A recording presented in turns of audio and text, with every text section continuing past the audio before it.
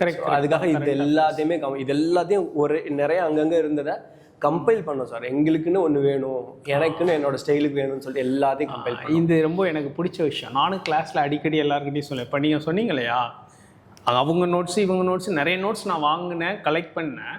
But ஆனால் நான் உட்காந்து என் ஸ்டைலுக்கு ஒன்று எழுதுனேன்னு சொன்னீங்க இல்லையா, இது ரொம்ப ரொம்ப இம்பார்ட்டன்ட். நான் கிளாஸில் எப்போவுமே அடிக்கடி சொல்லுவேன், you have to father your notes, you should be the father of your notes.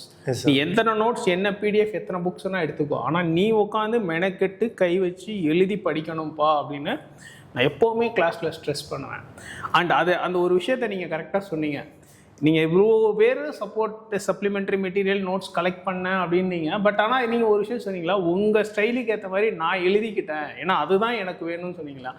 இது ரொம்ப நல்ல பாயிண்ட். ஏன்னா இது நான் அடிக்கடி கிளாஸில் சொல்கிற ஒரு பாயிண்ட். ஃபைன்.